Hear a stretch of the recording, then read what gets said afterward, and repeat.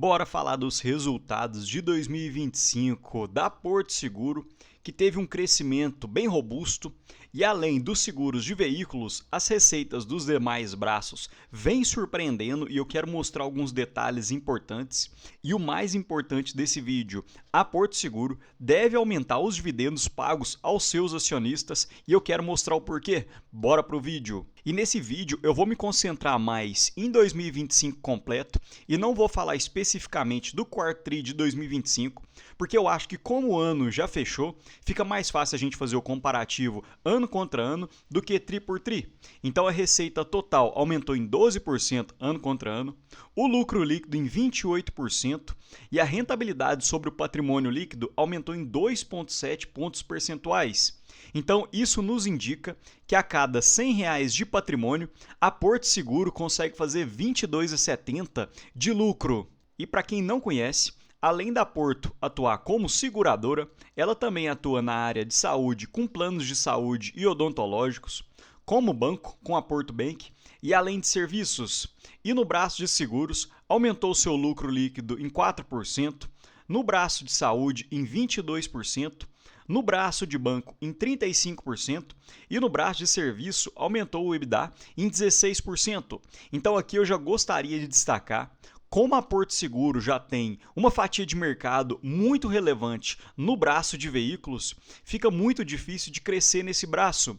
Então foi importante que a diretoria conseguiu identificar isso e começou a atuar em outros braços em que a Porto não tem tanta fatia de mercado assim e ainda consegue crescer de forma relevante, assim como nós temos visto. E eu vou passar por esse slide de projeções mais rapidamente, porque nós vamos falar de cada um dos braços da Porto Seguro, mas eu só gostaria de destacar que a Porto Seguro conseguiu atingir todas as suas projeções de 2025 e, além disso, em alguns pontos, assim como o índice de gastos administrativos e a taxa efetiva da Porto, foram melhores do que a expectativa criada. Então, a Porto Seguro tem sido muito realista com as suas projeções e até surpreendido o mercado de forma positiva. E como eu havia exemplificado, percebam que no braço de seguros, a Porto cresceu em apenas 3%, justamente porque ela já tem uma fatia de mercado muito grande.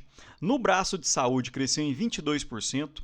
A Porto Bank cresceu em 30% e a Porto Serviços, que hoje representa um braço menor, conseguiu crescer em 3,4%, enquanto a receita total cresceu em 11%. E hoje a Porto Seguro consegue ter uma rentabilidade acima de 28% em todos os seus braços, o ROI consolidado é de 23%, porém sem o excesso de capital fica em 32%, isso porque o ROI relaciona o lucro líquido dividido pelo patrimônio líquido. Então, se a gente for excluir o excesso de capital, como algumas reservas de lucros, o patrimônio líquido acaba diminuindo e isso acaba favorecendo o ROI. Então, a Porto Seguro consegue ter uma rentabilidade sobre o seu patrimônio líquido impressionante. E comparando ano contra ano, o lucro cresceu em 28%, saindo de 2,6 bilhões para 3,4 bilhões. E hoje, 51% do lucro vem do braço de seguros, sendo 60% seguros de veículos, enquanto 40% demais seguros, 7% de serviços, 25% a Porto Bank e 18% a Porto Saúde. E um detalhe que vem me chamando a atenção é que o percentual dos braços de saúde e do braço bancário vem aumentando, ou seja, a Porto Seguro tem conseguido aumentar esses braços justamente para não depender tanto do braço de seguros, porque ano ou outro pode acontecer alguma situação em que a sinistralidade aumenta muito, então poderia diminuir o lucro líquido, mas os demais braços da Porto Seguro aparentemente estão prontos para suportar um bom lucro em períodos de baixa. E falando um pouco do braço de seguros, o seguro automotivo ficou praticamente estagnado ano contra ano, porém o seguro patrimonial cresceu em 12,6%, enquanto o seguro de vida cresceu em 12,5%, o que foi algo muito positivo. E quando a gente olha a distribuição de resultados, realmente a maior parte vem do seguro automotivo, enquanto 23% do patrimonial, 10% vida e 6% dos demais.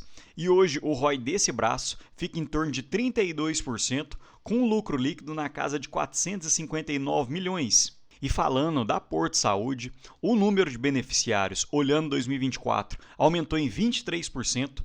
E se a gente fosse comparar com 2023, o número de beneficiários teria aumentado uns 50 a 60% em apenas 2 anos, enquanto o número de prêmios emitidos ano contra ano aumentou em 22%. E além de tudo, a Porto Saúde ainda conseguiu diminuir a sinistralidade tanto no seguro saúde quanto no seguro saúde mais odontológico. E para quem não sabe, sinistralidade é a média do valor que você devolve ao segurado na medida que ele compra um dos produtos da seguradora. Então, por exemplo, a cada R$ 100 que um segurado paga à Porto Saúde, ela retorna através de serviços cerca de R$ 73 a R$ 75. E o braço de saúde teve um lucro líquido de 169 milhões e uma rentabilidade impressionante de 32%. Agora falando da Porto Bank, o lucro líquido aumentou em 35,1% versus o quarto tri de 2024 e o índice de eficiência diminuiu em 1,3 pontos percentuais. E percebam que esse índice relaciona as despesas sobre a receita, então quanto menor, melhor. E olhando os demais bancos da bolsa, esse índice de eficiência seria um dos melhores. E esse braço realmente vem impressionando o mercado, porque ano contra ano conseguiu crescer em 35,1%. E o ROI ficou na casa dos 28%. E só para se ter ideia, o Banco Itaú, que seria um dos melhores dentre os grandes bancos da bolsa, tem um ROI na casa de 23%. Porém, conforme havia falado, a Porto Bank e a Porto Saúde têm uma fatia de mercado muito pequena, então é mais fácil para que uma grande empresa, assim como a Porto, consiga crescer esses dois braços, visto que ela já tem diversos canais de comunicação, já tem dados de clientes. Então ela deve continuar conseguindo crescer de forma sólida nesses dois braços nos próximos anos. E o quarto braço de receitas da Porto é a Porto Serviço, que teve um resultado da Porto mais os minoritários de 91 milhões e um ROI de 34% no quarto tri de 2024. E comparando ano contra ano, a Porto Serviço cresceu os seus resultados em 5,3%. E a Porto Seguro está bem otimista com as suas projeções para 2026. E eu queria colocar as projeções de 2025 lado a lado para a gente conseguir fazer um comparativo. Mas se eu colocasse, a tela ficaria muito pequena, ficaria muito difícil de enxergar. Mas para quem tiver curiosidade, entra no site de relacionamento com os investidores e coloca as projeções de 2025 e a de 2026 em conjunto. E vocês vão ver que a Porto Seguro está querendo crescer em praticamente todos os seus braços de uma forma bem arrojada. E outro ponto de destaque é o resultado financeiro da Porto, que seria aquele capital que ela mantém aplicado principalmente em renda fixa. E para 2025, a projeção foi de 1,2 a 1,4 bilhão. E para 2026, a Porto pretende ser ainda mais agressiva, entre 1,4 e 1,8 bi, ou seja, um crescimento teto a teto em torno de 22%. E isso chama atenção, é porque principalmente para 2026, a taxa Selic há uma expectativa de diminuição e a Porto Seguro está na expectativa de aumentar o resultado que detém dessas aplicações financeiras. E nós vamos falar um pouco mais sobre isso à frente. E nesse último slide, a Porto Seguro coloca os seus produtos, a sua fatia de mercado versus os demais concorrentes. Então percebam que no seguro automotivo, a Porto já detém 26% do mercado total, então fica mais difícil de crescer nesse quesito. Em seguro residencial, detém 20,5% de fatia de mercado e conseguiu ter um bom crescimento de 9,2%. Acredito que seja a primeira ou a segunda nesse quesito, só perdendo para a Caixa Seguridade. Em seguro residencial, aumentou em 15,7%, em consórcios em 12,6%. E o seguro locatário detém 55% de fatia de mercado, aumentando em 9,3% ano contra ano. E em entrevista recente do CFO da Porto, Celso Damadi, ele destacou que eles devem pagar mais dividendos para 2026. E conforme havia falado há 1 ou 2 slides atrás, a Porto projeta um resultado financeiro entre 1,4 e 1,8 bilhão, principalmente porque eles acreditam na rolagem relevante da carteira para elevar o retorno médio dos títulos, além de entrar em 2026 com um caixa maior. E dentro dessa maior geração de caixa, também abre espaço para maior remuneração aos acionistas, visto que a expectativa é que a companhia distribua um payout de 55% dos lucros em dividendos e pretende avançar em recompras de ações. E um movimento importante é que, além das recompras, eles também devem fazer o cancelamento das ações, ou seja, à medida que eles vão recomprando parte da empresa e cancelando as ações, o acionista minoritário acaba ficando com uma fatia maior da empresa, consequentemente recebendo mais dividendos. E alguns pontos de atenção que eu gostaria de chamar no histórico de dividendos da Porto Seguro: primeiramente, o baixo dividendo, visto que o dividend yield médio dos últimos 6 anos ficou na casa de 6,5%. E outro ponto negativo é que, apesar da Porto Seguro distribuir provento diversas vezes ao ano, ela provisiona e você nem sabe quando que vai receber. Então percebam que de todos os JCPs que foram provisionados no ano de 2025, nenhum ainda tem data para poder ser pago ao acionista. Ou seja, a Porto Seguro fica trabalhando com o seu dinheiro e depois de um determinado tempo, um ano e meio, te paga sem correção nem nada. Então esse é um ponto muito negativo, porque principalmente com essa taxa Selic em alta, mesmo se você colocasse na renda fixa, esse um ano e meio parado, come uns 15 a 20% de rentabilidade da sua carteira.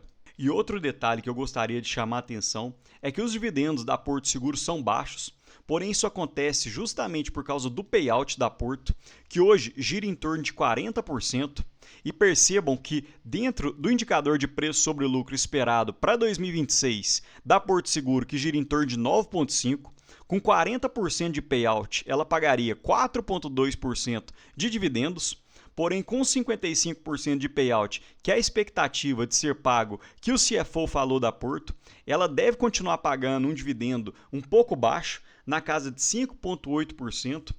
Porém, se a Porto Seguro pagasse um payout igual da Caixa Seguridade e da BB Seguridade, que hoje gira em torno de 90%, os dividendos da Porto Seguro ficariam bem atrativos, na casa de 9,5%. Então, muita cautela na hora de olhar apenas o dividend yield da Porto Seguro, porque ela tem um payout um pouco mais baixo, justamente porque ela consegue reinvestir na própria empresa com uma rentabilidade muito grande e, consequentemente, a empresa consegue crescer suas receitas de uma forma bem acelerada. E para ter acesso a todos esses cálculos, todas essas projeções, meu preço teto, margem de segurança, a minha planilha que hoje detém mais de 65 empresas, e veja que não são apenas as empresas tradicionais, como Banco do Brasil, BB Seguridade, também existem diversas empresas fora do radar, como a Autona, o Banese, a SLC Agrícola e diversas outras empresas. Vira membro aqui do canal, porque além da planilha para membros, eu entrego outras 3 planilhas de estudo e controle financeiro,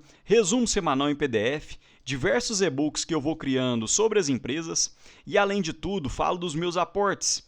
E para quem não me acompanha, nas últimas semanas, mesmo após a alta do Ibovespa, tenho feito aportes praticamente semanais. Mas me conta aqui embaixo, pessoal, das seguradoras hoje, qual que você prefere aportar? BB Seguridade, Caixa Seguridade, Porto Seguro ou a UIS? Me fala aqui embaixo que eu também aprendo muito com vocês.